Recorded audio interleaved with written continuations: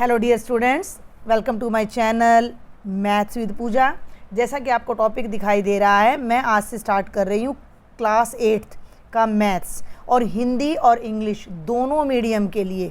सुन लीजिए ध्यान से, हिंदी और इंग्लिश दोनों मीडियम के स्टूडेंट्स के लिए मैं आज से क्लास 8th का NCERT का न्यू मैथ्स स्टार्ट करने जा रही हूँ फॉर द सेशन 2023-24, जिसमें आपका बहुत सारा सिलेबस रिड्यूस कर दिया गया है।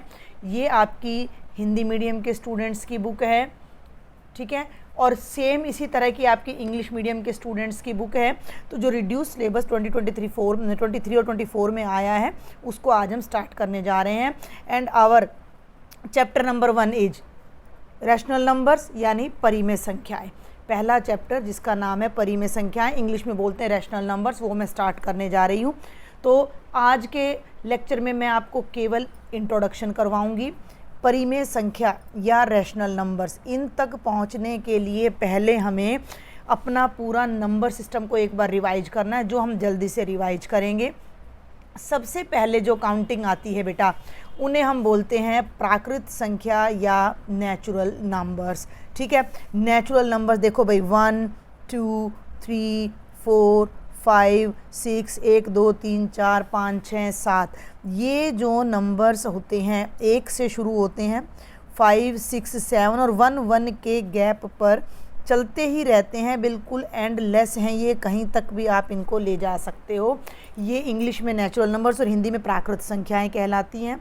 ये आपको सबको पता होनी चाहिए।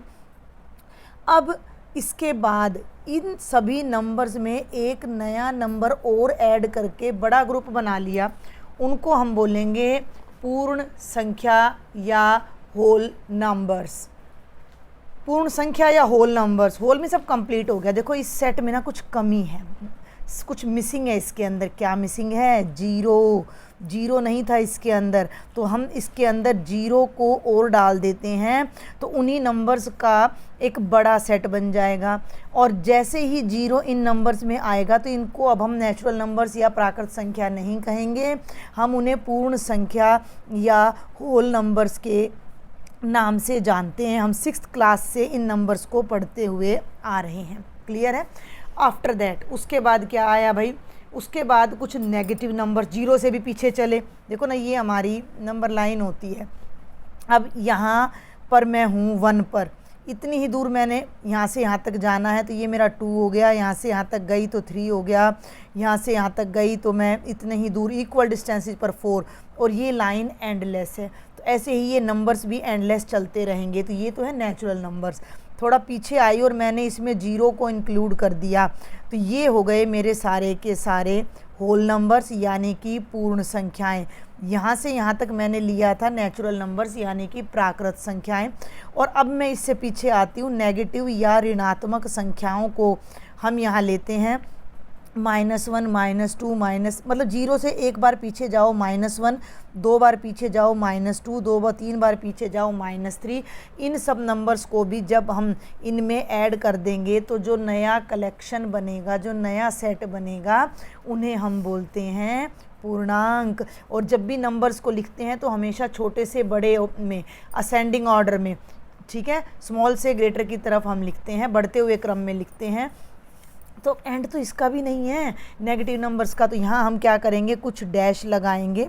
और कुछ नेगेटिव नंबर जैसे -5 -4 -3 -2 -1 0 1 2 3 then 4 then 5 6 7 8 and so on. इधर भी कोई लिमिट नहीं है, इधर भी। तो ये सभी नंबर्स जब इकट्ठे हो जाते हैं, तो जो कलेक्शन बनता है, जो सेट बनता है, जो फैमिली बनती है, उन्हें इंटीजर्स या पूर्णांक कहते हैं। इनमें से नेगेटिव नंबर्स को आप हटा दो और केवल जीरो और पॉजिटिव्स को रखो, तो पूर्ण संख्या होल नंबर्स बन जाते हैं। जीरो को भी हटा दो, तो जो नंबर्स हमारे बनते हैं वो नेचुरल नंबर्स बनते हैं। क्लियर हो गया यहाँ तक? इन सब के बाद अब हमारा जो मेन टॉपिक है वो आता है परिमेय संख्या। पहला चैप्टर हमारी क्लास 8th का रैशनल नंबर्स, इंग्लिश में बहुत आसान है, रेशो क्या होती है 3/4, 3/4। हिंदी में बताऊं तो या 3:4। जब हम अनुपात निकालते हैं, रेशियो निकालते हैं तो ऐसे निकालते हैं, तो ये रेशियो कहलाता है। और ये रेशियो से जो नंबर बन रहा है वो हमारा कहलाता है रैशनल नंबर।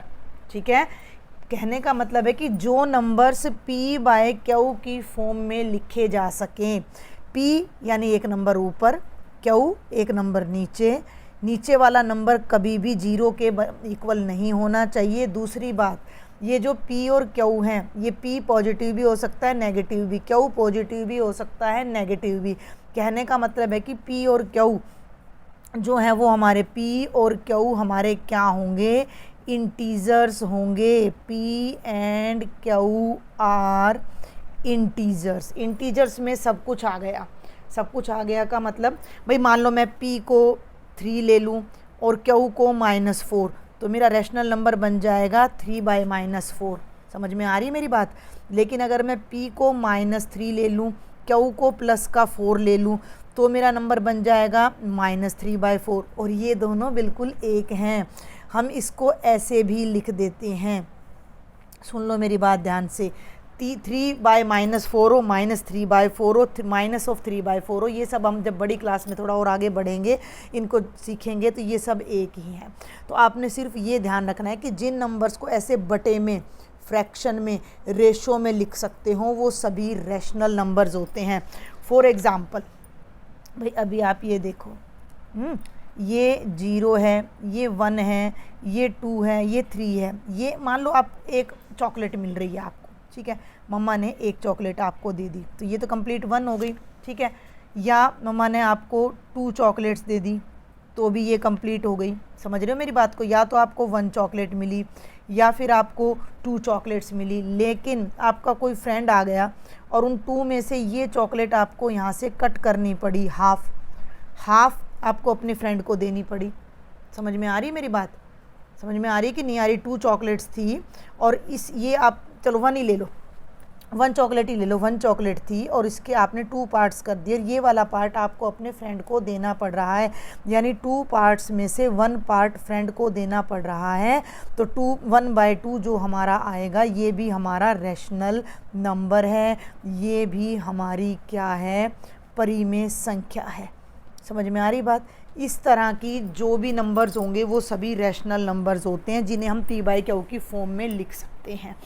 भाई 1 चॉकलेट 1 से कम थी तो हाफ हो गई, 1 से ज़्यादा है, मान लो 1.5 है, तो 3/2 हो गया आपका, है। और बहुत सारे एग्जाम्पल से 7/5 हो गया, -2/3 हो गया। ये सब हमारे रैशनल नंबर्स कहलाते हैं। अब एक बात कई बार दिमाग में आ जाती है कि ये जो ऊपर लिख रखे भाई, ये तो रैशनल नहीं है, नहीं है ना, ये हैं रैशनल। भाई ये भी रैशनल नंबर्स हैं। कैसे? इन्हें तो P/Q में नहीं लिख सकते। लिख सकते हैं। कैसे लिख सकते हैं? 1 है, 1/1 लिख दो, 2 को 2/1 लिख दो, 3 को 3/1। भाई 3/1 का क्या मतलब है? 3 को 1 से डिवाइड करना है, तो 1 3 3, 1 3 जा 3, आंसर कितना आ गया? 3 ही तो आ गया। तो जिस नंबर को फ्रैक्शन में, बटे में, P/Q में हम फॉर्म में लिख सकते हैं, न्यूमरेटर बाय डिनोमिनेटर लिख सकते हैं, वो हमारी परिमेय संख्या या रैशनल नंबर कहलाती है। समझ आ रहा है आपको यहाँ तक? जितने भी नंबर्स हम पढ़ रहे हैं उनमें सबसे बड़ा सेट रैशनल नंबर्स का होता है। परिमेय संख्याओं में सारी संख्याएं आ जाती हैं। ये देखो, अगर मैं बात करती हूँ नेचुरल नंबर्स की, तो मैंने बता दिया 1 को 1/1, 2 को 2/1, 3 को 3/1। अगर मैं बात करती हूँ होल नंबर्स की, तो 0 को भी मैं 0/1 या 0/2 या 0/3 इस फॉर्म में लिख सकती हूँ। और जब मैं इंटीजर्स की बात करती हूँ, तो जो -5 है, मान लो -5 को मैं -5/1 यानी -5/1 लिख सकती हूँ। या मैं -11 ले लूँ तो इसको -11/1।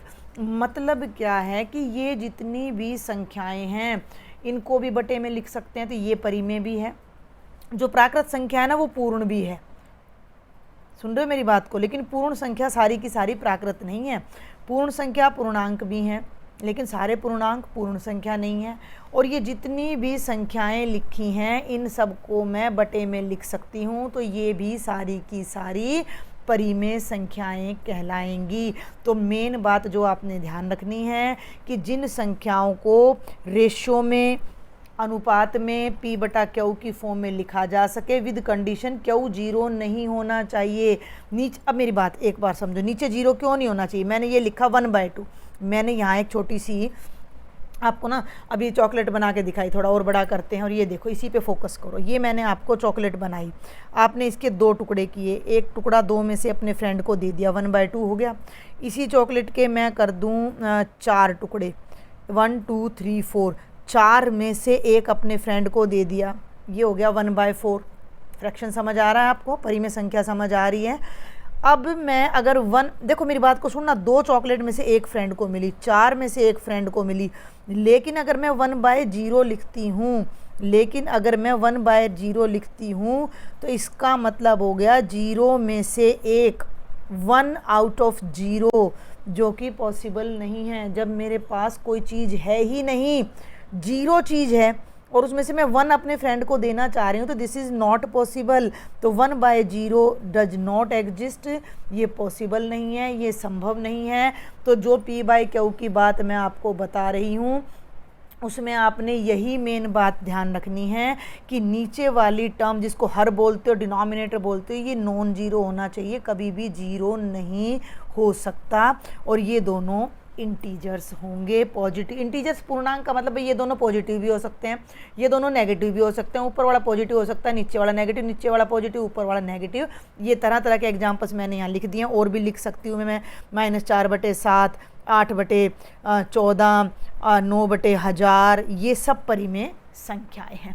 तो आज के लेक्चर में बस ये छोटी सी इंट्रोडक्शन मैं दूंगी, बहुत छोटे छोटे लेक्चर्स में मैं आपको ये chapter cover कराऊंगी।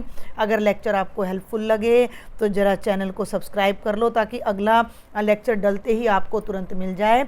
And share with your maximum friends. Thank you.